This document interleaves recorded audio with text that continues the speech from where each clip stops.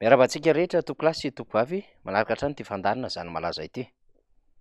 Izahantsika hoentina mandritra ny fandarina ireo fampanantenana samihafa nataon'ny fitondram-panjakana fony mbola kandida na hoe mbola mpilatsaka ho fidinina tsotra fotsiny tamin'ny 2024 ka nila ny vaton'ireo vahoaka tany amin'ireo distrika izay nilalovany nandritra izany fotoana izany. Fa hanombohantsika izay fanio-kevitra nandritra ny fotoana ny fampielezan-kevitra marimarina kokoa ny 2024 izay dia ny zava-nisy tany Toliary aloha ndeha tsy haivontsika. I Toliary izay azo lazaina fa raha ato anatin'ny Madagasikara dia anisany faritany fomba fitsinjarana teo aloha ny hoe faritany dia anisany be mponina aorianan'ny Fianarantsoa mitovitovy any Toamasina ihany koa. Izany faritany Toliary zany dia nataon'ny fitondram-panjakana amin'izao fotoana izao Talenga Rajoelina izay tamin'ny fotoan'andro kandida filoham-pirenena natao sopotra fakana vato satria fantatra tsara ny fijaliana sy ny fahoriana izany vahoaka ny Toliary izany amin'ny lafin'ny ara-tsakafo, amin'ny lafin'ny fahazavana, amin'ny lafin'ny fambolena, amin'ny lafin'ny tontolo arak'asa ka tratra ny tao anatin'izay hoe jono ampitaka izay ny vahoaka ny Toliary nandritra ireny vanim-potoana ny fampielezan-kevitra ireny. Maromaro ny zavatra nampanaitinay ny kandida Iany Rajoelina tamin'ny taona 2024 fa sombony kely roa no resahantsika fa ao aoriana ao isika dia ezaka hitondra lafin-javatra maro izay nampanantenay ny filohan'ny Repoblika fony izy kandida tamin'ny fotoan'andro ka anisan'ny sombony ho resahantsika etona ny fampanantenana zay nanjavatra ny resahany raha tsy fantany akory hoe inona moa dia zavatra resahako ity dia ny resaka fanondranana coton fa nafangarony tamina alika kely mampalaza ny Madagasikara dia le hoe coton de Toliary ho volena any amin'izany faritany Toliary izany. Jerenareo tsara na ny ivelany azy misy mividy an'ireny alika kely reny dia hoe coton de Toliary marina sa tsy marina maneran-tany tsy izy tsy mahafantatra an'izany chien coton de Toliary zany. Misy fanaovana coton eto Toliary ampitombotsika ny velaran-tany ambolena coton ary anao usine fanaovana fil azo avy amin'ny coton de Toliary zay tsika ireny aondrana makany ivelany topolasy topovavy. Iny izy iny milaza miara-mahita isika fa mbola tsy tanteraka ary tsy mbola nampiarina akoriny izany fambolena coton any Toliary izany na vovon-dandy azo araka ny mahazatra antsika. Toliary raha teo dia nanana orinasa izay anisany nampiroborobo iny faritra ny atsimon'ny nosy iny ka anisany nanondrana sy namokatra izany asy na vovon-dandy azo izany ny tany amin'ny faritra atsimon'ny nosy.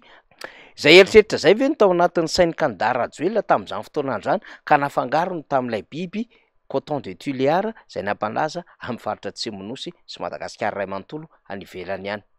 Eny reny lafin-javatra ireny raha toa ka fifidianana filohan'ny Repoblika no nde hidiranao kanefa farafahakelin'ny lafin-javatra kely aza tsy voafehinao dia manahirina be ihany ny mieritreritra ny amin'ny hatraiza ny fari-pahalalana sy ny fari-pahatakarana ilay hoe kandida hirotsaka ho fidiana.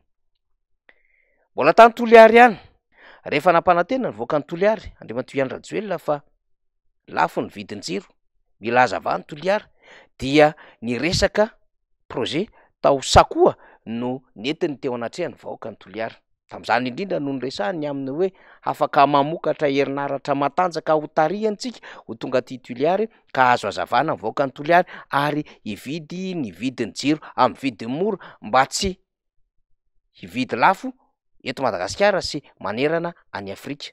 Hoenontsika indray ny teny fampanantenana nandritra ny fotoana fampielezan-kevitra 2024 nanjonony Iany Rajoelina ny vahoaka ny Toliary momba ny tontolon'ny herinaratra.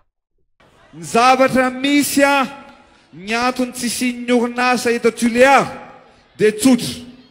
Ny vidin'ny herinaratra dia anisan'ny lafo indrindra maneraka ny Madagasikara fa maneraka ny aty Afrika ny eto Toliary ny lafo indrindra ny jiro topolasy topovavy. Anamboatra centrale farak'izay lehibe indrindra tsika aty amin'ny faritra atsimo efa vita ny etude an'izany ataontsika ao Asakoa dia mitondra ny fil makaty Tuléar dia iena farafakeliny 5 isanjato ny vidiny jiro eto Tuléar tompoko plasy tompoko vavy.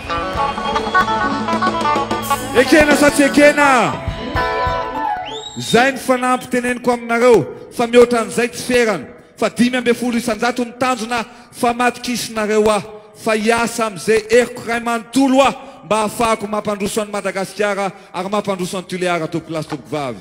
Raha izay fanazava-keviny izay no raisina dia aminy hoe efa tena mandrimandry ilay tetikasa ary efa vonona ny mpiara-miombona antoka miay any Rajoelina raha vatany voatonga eo amin'ny fitondrana izy hampahomby an'io tetikasa lehibe any Sakoio ary tsisy izany délestage izany intsony ao Toliary ary tsy hividy lafo ny vidin'ny herinaratra. De manontany teny isika, zany tokoa ve no misy ao Toliary amin'izao fotoana izao? Fa raha mijery ny antondihan'ny filohan'ny Repoblika Iany Rajoelina, izay filohan'ny Repoblika amin'izao fotoana izao, fa kandida izy tamin'izany fotoana androany, tamin'ireny horonam-peo, horonan-tsary, nalefatsika ireny, dia raha ohatra ka herinaratra hahasehaka ny isan-tokantrano ny eritreretiny vaoka, raha toa ka vidina herinaratra mora no ny saitsain'ireo nandatsa-bato azy tamin'ny fifidianana 2024 dia tsy izany no voarainy vaoka, fa ny ampahany vaoka ny Toliary ihany no naharay kit solaire mandeha amin'ny herin'ny masoandro avy amin'ilay filohan'ny Repoblika.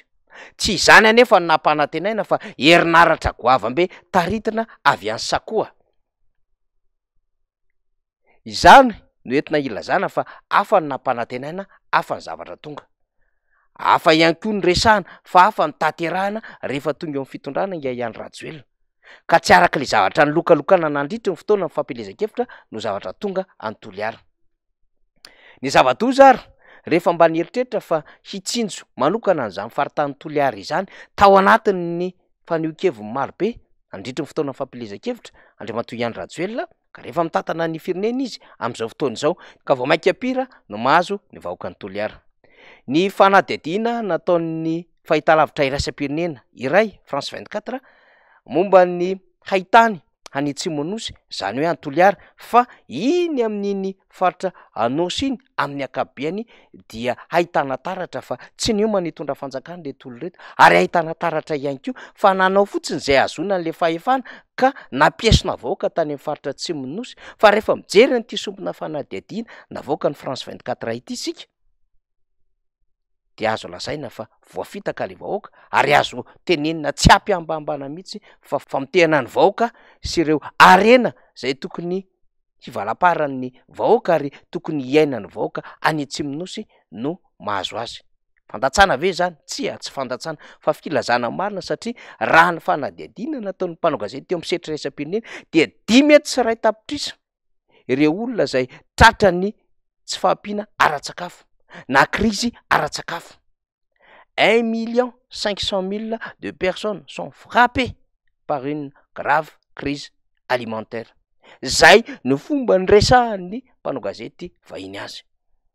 De tao anatin'izany ny aminy hoe mila fanampiana haingana eo amin'ny sehatra iraisam-pirenena ity tapy any Atsimo-Nosy ity. Tsy resahana firy amin'ireo lafim-baovao maneran-tany, eny na ny eto Madagasikara ary ny zava-misy any Atsimo. Ny eto Madagasikara moa zany dia ampitahorina amin'ny alalan'ny filazana vaovao tsy marina na hoe fanelezana tsao rehefa miresaka ny zava-misy any Atsimo, tahaka ny efa niresahana ny amina hoe misy mihinana hoditra zay avy nanaovana kapa any Atsimo-Nosy, misy mihinana sakafo zay tsy ara-pahasalamana, tsy zarizary ary tsy fahita any Atsimo-Nosy any. Ka rehefa miresaka an'izany dia adika ho milaza vaovao tsy marina na manelin'ainga ka henjehana avy hatrany eo anivon'ny cybercriminalité sy ny fitsarana dia vitsy ny samany hevitra. Fa rehefa mivoaka amin'ny sehatra iraisam-pirenena ohatran'izao ny vaovao dia any no matsaka vaovao ny eto an-tanindrazana sy manely izany eo amin'ny sehatra iraisam-pirenena mba ho tsapany ny volony iraisam-pirenena, ho tsapany firenena mikambana sy ireo sampana marobe tahaka ny Médecins Sans Frontières, tahaka ny PAM, ny UNICEF, ny PNUD sy ny sisa mba handray tanana fanampiana an'ilay vahoaka malagasy. Ny aina izany zava-misy tany Atsimo-Nosy dia ndaonge ho jerentsika ny sombon'ny fanadihadiana nataon'ny France 24 tany Toliary tamin'ny herintaona izany fanadihadiana izany.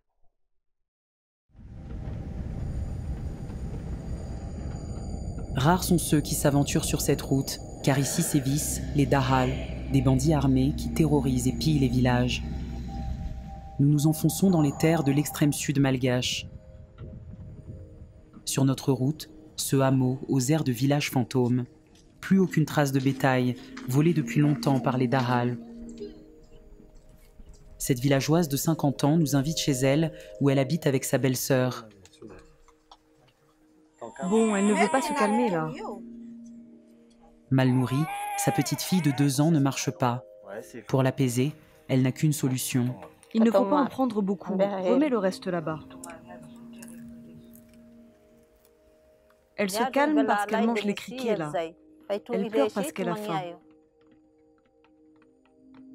Le sud de Madagascar est frappé par une grave sécheresse qui a détruit la quasi-totalité des cultures.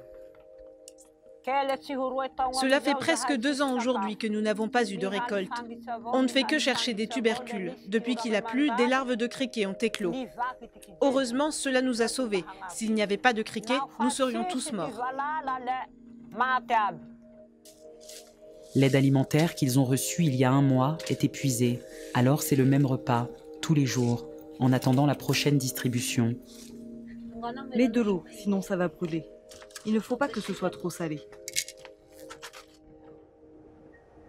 À Madagascar, 1,5 million de personnes subissent la pire crise alimentaire depuis 10 ans. En cause, une sécheresse chronique qui dure depuis plus d'1 siècle. Elle a même un nom dans le dialecte du Sud, le kéré, la faim. En octobre dernier, des photos d'enfants squelettiques publiées sur les réseaux avaient bouleversé les internautes. Le président s'était déplacé en personne, mais depuis, faute de moyens, la situation se dégrade. Sans statistiques officielles, les morts se succèdent. Un repas chaud est prévu pour les plus faibles. Une bouillie sucrée, composée de farine de maïs et de légumineuses, mélangée à de l'eau. Des seaux en plastique remplacent les marmites volées. Il faut préparer rapidement, donner aux enfants avant que les dalous ne viennent prendre.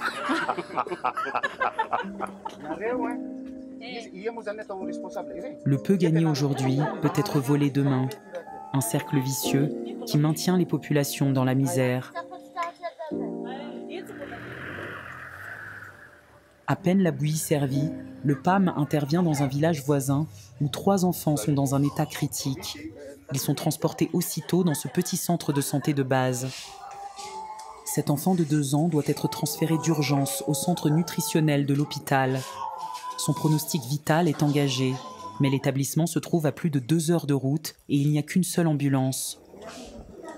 Est-ce qu'il y a possibilité d'envoyer l'ambulance pour chercher 3 enfants qui sont dans un état très critique là? Pourquoi ne venez-vous que maintenant? Car il y avait des dalles chez moi. On a eu peur, alors on a couru vers la forêt. Un de mes enfants est mort. On l'a enterré vendredi dernier et je n'ai plus que celle-là avec moi.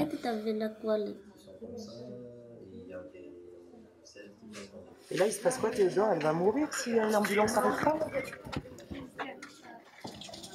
Je pense que l'ambulance viendra. Parce qu'ils vont envoyer l'ambulance. Si on peut encore supporter le voyage.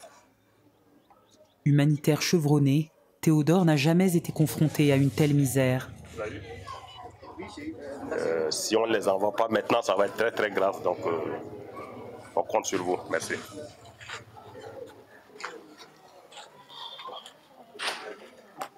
Face à une situation pareille, on est tous affectés. J'ai des enfants, donc mes enfants pourraient être aussi dans le même sort.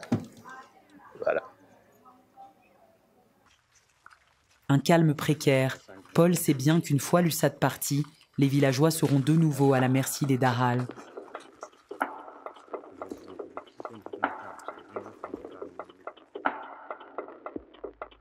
En plus de l'USAD, les 225 gendarmes du district, issus d'autres unités, n'ont pas permis de faire cesser les attaques, loin de là.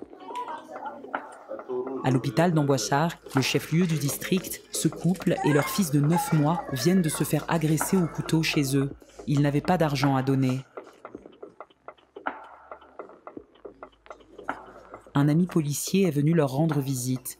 Victime d'une agression à domicile également, il n'hésite pas à dénoncer un système qui protège les Dahal. Il y a des gens qui interviennent, des hommes politiques qui rôdent et qui veulent les libérer de prison en ce moment même. Les accusations de complicité se multiplient. Parfois, les Dahal parviennent même à se reconvertir dans l'administration. Une situation intenable qui pousse des milliers de personnes à fuir vers des régions plus clémentes. Le nombre de migrants climatiques a explosé en quelques mois.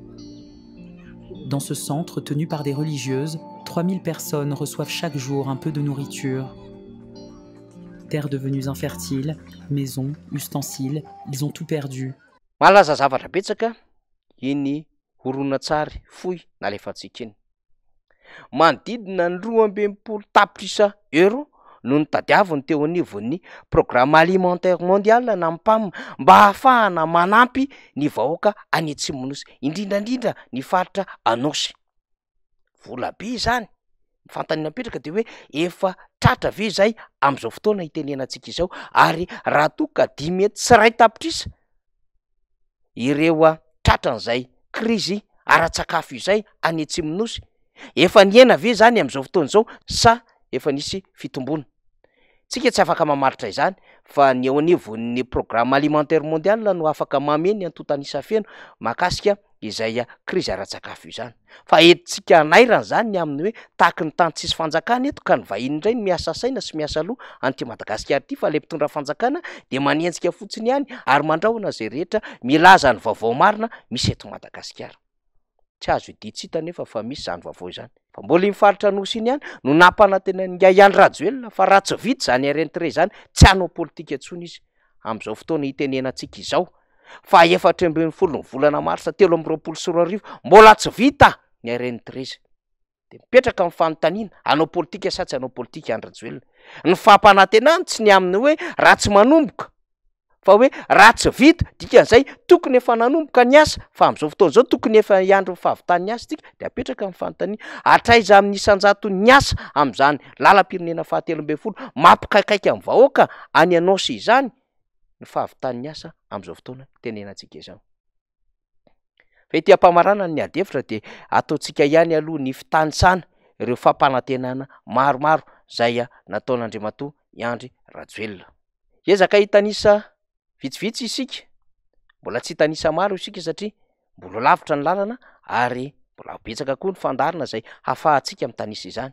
Fa anisan'ny folo voalohany ho tanisaintsika ao anatin'izany dia hoe nampanantena ny hanao flyover etsy Anosizato Andriamatoa Rajoelina, nampanantena ny hanangana orinasa Gasikara, katikata raha mandeha amin'ny rano sy tendrombohitra, ordinatera isa-pokotany, carnet pokotany misy code barre, teleferika ho an'Antananarivo renivohitra ary mahazaka mpandeha mahery ny 4 alina isan'andro.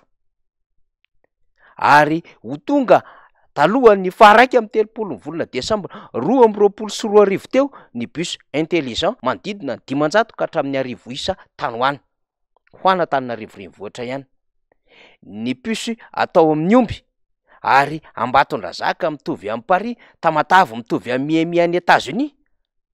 Faranantsika amin'le hoe tsy hanao politika izy raha tsy vita lalam-pirenena 17. Ho tsy ahivontsika tsikelikely avokoa reny rehetrarehetra ireny.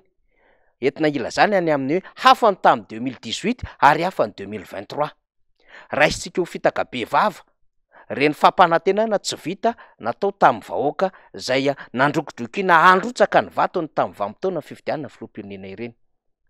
Apetratsika mazava tsara mantsy fa tsy ny zava-bita ihany no hitsarana ny fitondram-panjakana fa ny zavatra tsy vita ihany koa dia hitsarana ny fitondram-panjakana. Ao anatin'ny zavatra tsy vita ny teny fampanantenana nandritry ny fotoana ny fampelezan-kevitra. Barantsika izany, resahantsika izany arakaraky ny fivoarany vaovao sy arakaraky ny ihany koa ny fandaminana ny fandaharam-potoana zay hitaterina ireny rehetrarehetra ireny mba tsy ho very tadidy ary mba akahondra ny vahoaka malagasy satria tokoa manko miakaiky ny fifidianana ka betsaka ny mamerivery zo fa radinihana dia zao iray ihany izy rehetra. Olona niaraka atao ihany ireo ka raha misy milaza fa diso fanantenana voafitaka toy ny vahoaka dia raisitsika ho presy kombakomba ihany izany satria nafantatra ny zava-misy nandritry ny fotoana rehetra tao anatin'izay efa taon'izay fa rehefa akaiky ny fifidianana dia mba mitantara sy milaza amin'izay hoe fa mitaham-bahoaka nisy niaraka tamin'ity fitondrana ity fa iray ihany izy rehetra. Zany zava-misy, zany malaza. akasitraka tompolahy makatelina tovovavy.